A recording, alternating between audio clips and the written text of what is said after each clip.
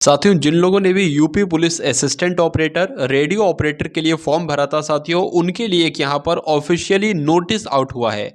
आप लोग यहाँ पर डेट भी देख सकते हैं साथियों, ये 20 दिसंबर का ही नोटिस है और नीचे आएंगे तो यहाँ पर भी साथियों 20 दिसंबर का नोटिस है। अगर बात करें साथियों, सिर्फ एक नोटिस नहीं बल्कि तीन नोटिस यहाँ पर जो है वो आउट किए गए हैं ऑफिशियली तरीके से भर्ती बोर्ड के द्वारा। ये तीनों डेट की अगर बात करें तो 20 दिसंबर है। तो जैसे ही साथियों मुझे मालूम पड़ा कि कोई ऑफिशियल नोटिस आया है तो तुरंत वीडियो के माध्यम से मैं आपको ये जानकारी दे रहा हूं। अभी तक मैंने भी नोटिस को नहीं पढ़ा है। चलिए मैं और आप दोनों लोग साथ में मिलकर इस नोटिस को पढ़ लेते हैं और देख लेते हैं क्या जानकारी यहां पर निकल कर आई है।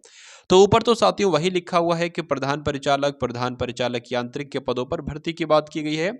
उसके नीचे साथियों लिखा है कितने पैराग्राफ में है, लगभग 4 पैराग्राफ में ये पूरा एक पीडीएफ है। देखिए यहाँ पर साथियों लिखा हुआ है कि उत्तर प्रदेश पुलिस भर्ती एवं प्रोन्नति बोर्ड द्वारा उत्तर प्रदेश रेडियो संवर्ग के अंतर्गत प्रधान परिचालक यांत्रिक के पदों पर सीधी भर्ती 2022 के संबंध में बोर्ड की विज्ञप्ति संख्या PRPB 1 दिनांक 6 जनवरी 2022 के क्रम में आयोजित की जाने वाली लिखित परीक्षा के संबंध में उत्तर प्रदेश रेडियो अधीनस्थ सेवा नियमावली 2015 में इस आशय का प्रावधान किया गया है कि लिखित परीक्षा एक ही दिनांक को एक पाली अथवा एक से अधिक पाली अथवा एक से अधिक दिनांकों में विभिन्न पालियों में आयोजित कराए जाने के लिए अपने स्तर से विनिश्चय करेगा। यानी कि पहले वाले पैराग्राफ में तो इन्होंने ये जानकारी दी है कि जो एग्जाम आपका होगा वो एक ही दिनांक को होगा, ठीक है। एक पाली में भी हो सकता है और एक से अधिक पाली में भी हो सकता है, एक से अधिक दिनांकों में भी हो सकता है। मतलब कहा जा रहा है एक दिन में भी हो सकता है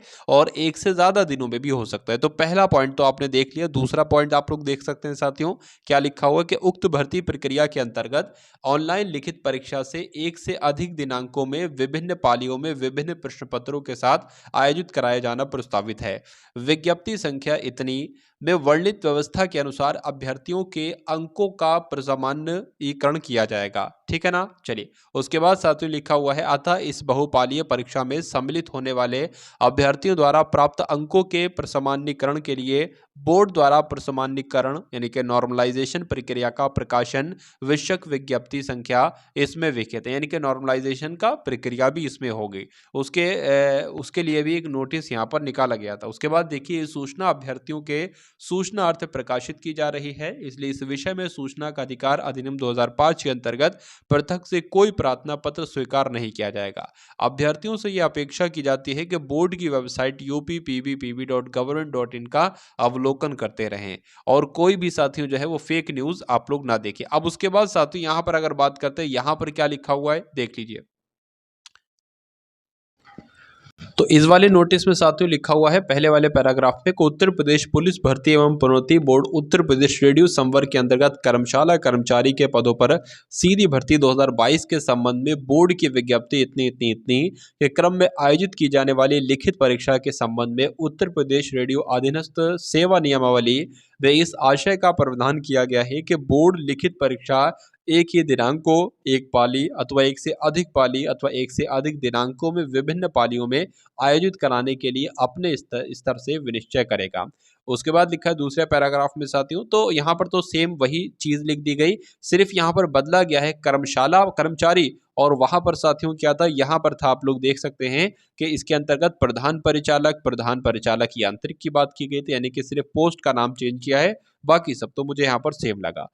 तो साथियों आज हम बात करेंगे यूपी पुलिस कांस्टेबल की बेस्ट बुक के बारे में जो कि चक्षु प्रकाशन की है। इस बुक में आपको वो हर एक टॉपिक साथियों मिल जाएगा जिस टॉपिक से एग्जाम में आपके प्रश्न बनते हैं। यानी कि पूरे ऑफिशियल सिलेबस के अकॉर्डिंग ये बुक साथियों तैयार की गई है। इनका स्टडी गाइड के साथ साथ यूपी पुलिस कांस्टेबल का प्रैक्टिस सेट भी आता है जिसको लेकर आप अपनी तैयारी और भी मजबूत कर सकते हैं। तो साथियों इन दोनों ही बुक्स के लिंक आपको डिस्क्रिप्शन में मिल जाएंगे, वहां से जाकर आप इन बुक्स को खरीद सकते हैं।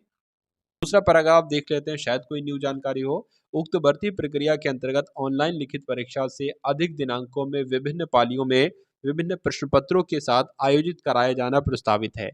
विज्ञप्ति संख्या इतनी में वर्णित व्यवस्था के अनुसार अभ्यर्थियों के अंकों का प्रमाणीकरण किया जाएगा, यानी कि नॉर्मलाइजेशन किया जाएगा। उसके बाद लिखा हुआ, अतः इस बहुपालीय परीक्षा में सम्मिलित होने वाले अभ्यर्थियों द्वारा प्राप्त अंकों के प्रमाणीकरण के लिए बोर्ड द्वारा प्रसामान्यीकरण प्रक्रिया का प्रकाशन विषयक विज्ञप्ति संख्या इतनी में विहित प्रक्रिया अपनाई जाएगी। यानी कि कौन सा फॉर्मूला लगेगा साथियों नॉर्मलाइजेशन में, वो बता दिया गया है, इनका ऐसा कहना है।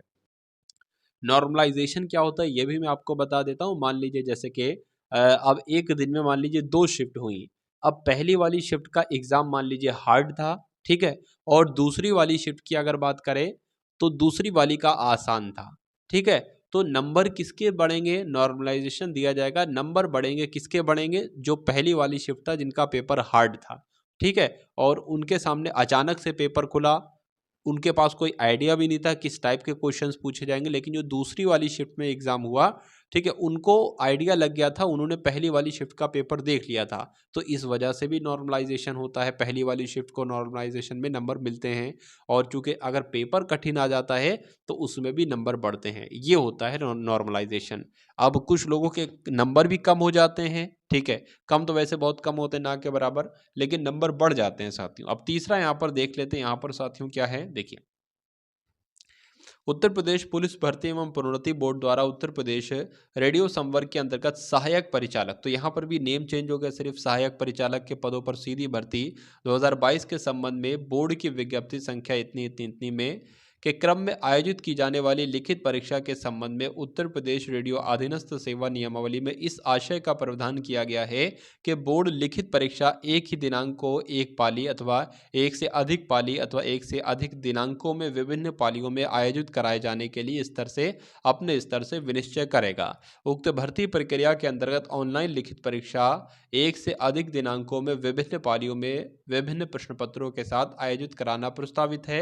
विज्ञप्ति संख्या इतने इतने इतने में वर्णित व्यवस्था के अनुसार अभ्यर्थियों को के अंकों का प्रसमानीकरण किया जाएगा। तो साथियों कुल मिला के सब कुछ वही है, यहाँ पर आप लोग देख सकते हैं।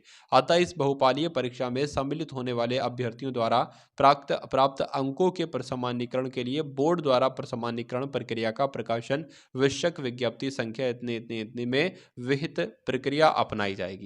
ठीक है, तो कुल मिला के साथियों सब कुछ वही था, यानी कि 3 तरह की जो वैकेंसी आपकी थी, तो 3 तरह की वैकेंसी के लिए अलग अलग नोटिफिकेशन निकाला गया, लेकिन सभी नोटिफिकेशन में बात एक ही कही गई और उस सूचना के द्वारा आपको ये बताया गया कि साथियों जो है वो कितनी भी पालियां हो सकती हैं और एक से ज़्यादा दिन में भी हो सकती हैं। ये आपको कुल मिला के साथियों उस नोटिस के माध्यम से बताया गया।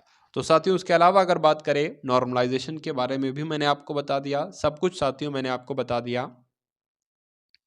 और जो फाइनल एग्ज़ाम डेट है वैसे तो जनवरी का अंतिम सप्ताह बताया है, लेकिन फाइनल डेट जो है साथियों वो बहुत ही जल्दी डिक्लेयर कर दी जाएगी।